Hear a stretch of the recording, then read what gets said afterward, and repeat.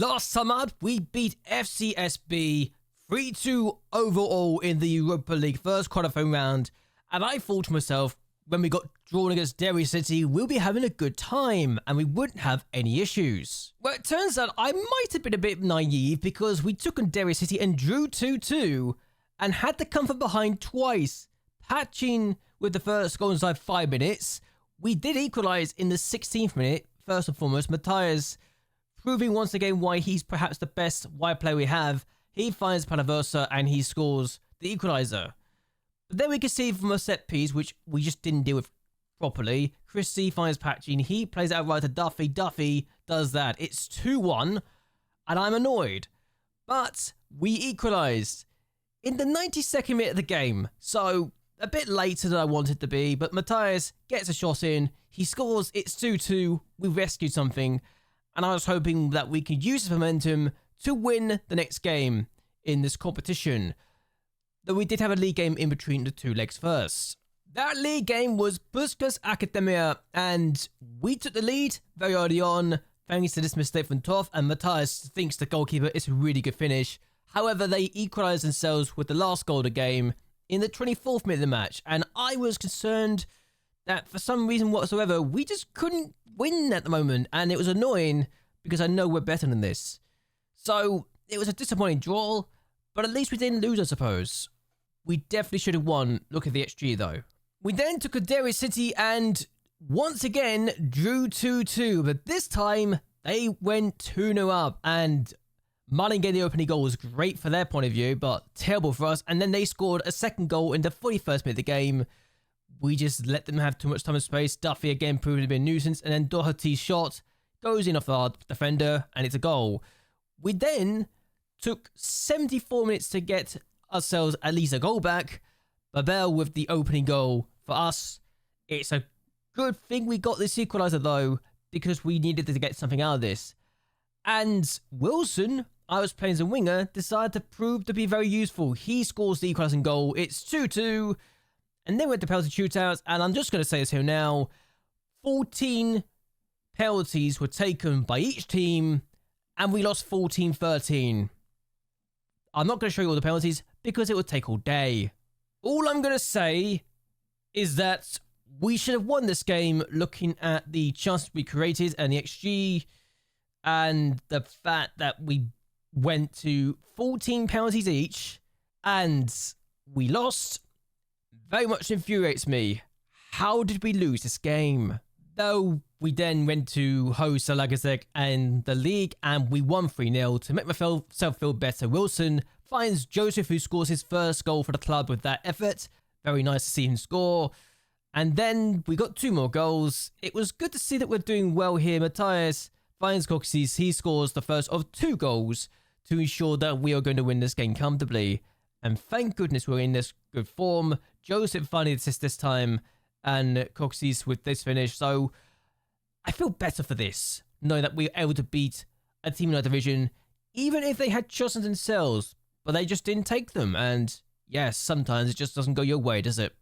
I know the feeling very well. And then we took on Kilmarnock in the Europa Conference League, third qualifying round, and drew 0-0. We had no shots on target. They were feel slightly annoyed not to have won this game, though our chances were better. So clearly, we just need to work on our shooting, because I do not want to be knocked out by a Scottish team after being knocked out by an Irish team in the Europa League, because that would be annoying.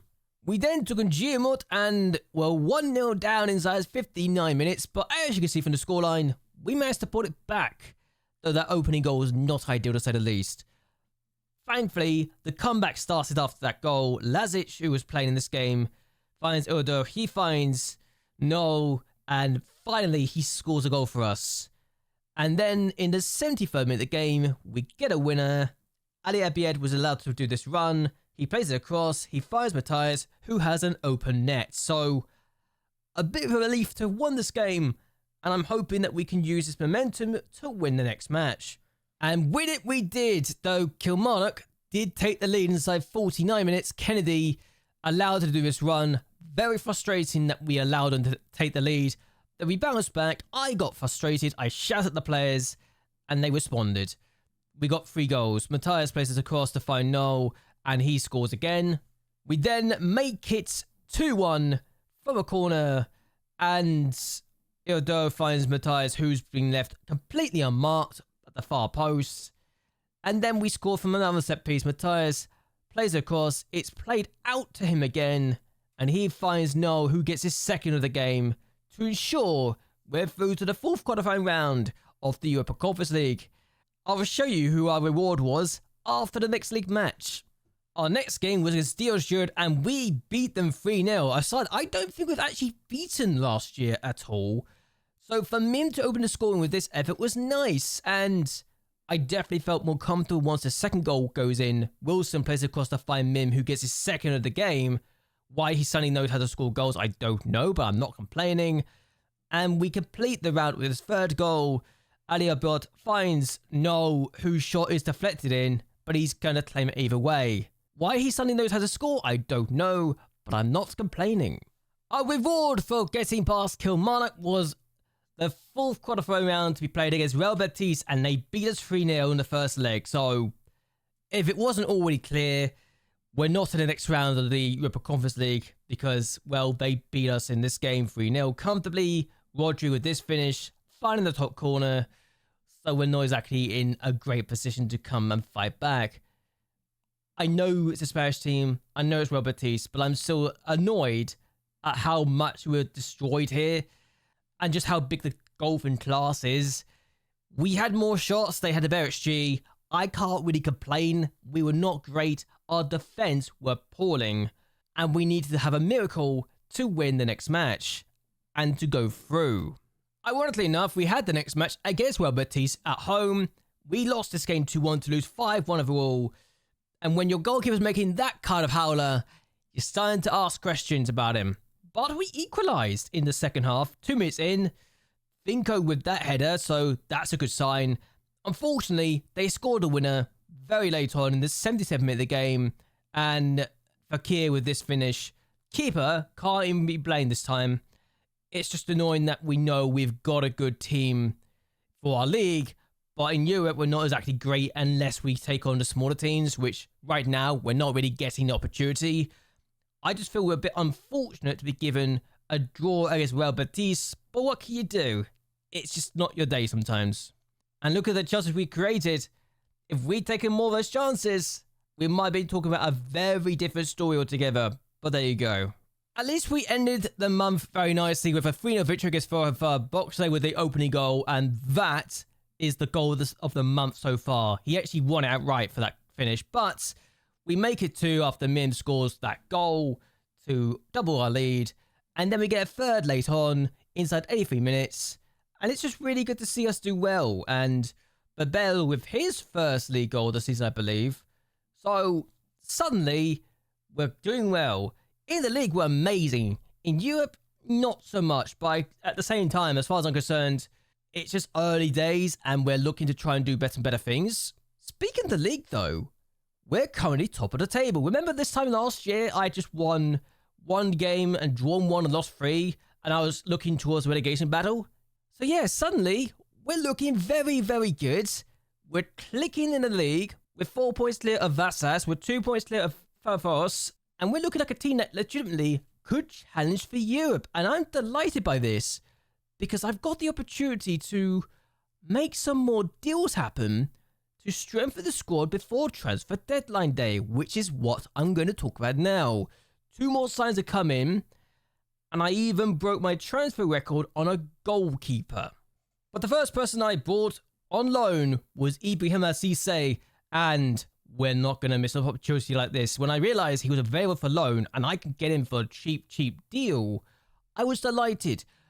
I could have gone him for half the wages I'm paying for him, but they wanted me to play him as a wide centre-back. I said, no, I don't want to be forced into a selection. So they decided, you know what? Pay 20% of his wages. And I said, yeah, okay, I could do that. So we're paying 20% of his wages. 18 jumping reach, 16 strength, 14 heading, 13 positioning, 13 marking, 13 tackling. For a centre-back, he's delightful. He's not the quickest, but he's got 13 pace, so it's not as if he's terrible. So it's a really good deal.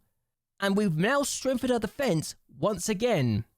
Also, fun fact, they bought it for 550,000 and decided to loan him out to me immediately. So if it wasn't me, it'd be someone else doing this. So no idea why they did it. But I do have an optional future fee of £575,000. So I could definitely buy him. I just don't think I'll pay that much money. Though, that being said, I might have already done that for someone else. This, ladies and gentlemen, is JLABTV, and I have broken my transfer record for this guy. He spent his entire career at Bravo, so clearly a homegrown talent there. He was wanting to leave a bigger club, and I was told that I could get potentially a very good opportunity here. So I thought, you know what? I'll see what I can do. I had to negotiate for this deal, and eventually I signed him for £750,000. Now, admittedly, you look at this and think, what are you doing? But I also look at Bravo and their position in the league. They're actually top. Which makes how bad he's done so far all the more baffling. But I look at him and I think he's an upgrade on my goalkeeper, who is 9 years his senior. And if I was to compare the two, I feel like I've got a good decision. I feel like I've got a good goalkeeper here. Yes, admittedly, the mentals he's not as good at, but the goalkeeping attributes, the physicals, he feels like an absolute upgrade, and he's 9 years his junior. And I'm paying less wages for his services, so suddenly he looks like a very good deal, and he could still get better as far as my backroom staff is concerned. So this guy's the real deal. And I've paid £150,000 up front, and I'm paying £150,000 every 6 months for his services for the time being. So this kid is exciting. I am going to be very much enjoying what we could do with him. And he was our last signing before transfer deadline day as well. So we can't make any more transfers. I'm going to have to live with this. And if I'm going to regret this, I've got a clause as well in his contract that he demanded of a £1.1 million release clause to domestic clubs. So Ferencváros could come in and try poaching from me. If I can get rid of it, I'll try my absolute hardest to do so. But in the meantime, I think I've made the right call to get this guy in. That being said, we are now predicted to be in 4th place. I know we've not got the best squad in the world, and in fact, think he's considered one of the best players in the league. But as far as I'm concerned, we've got an exciting squad now that I know can challenge for Europe again. And whether I can get top 2 once more, I don't know. But at the same time, it's not a terrible squad. But what I'm going to be doing is ending this here. I hope you guys have enjoyed yourselves. I hope you guys would like and share this video, and that you subscribe to the channel. It really does help me out a lot. What do you think of my transfers? What do you think of our league performances? And do you think we did well to get as far as we did in Europe? I want to hear your thoughts and opinions on all of that down below. But anyway, until next time, goodbye and well, good night.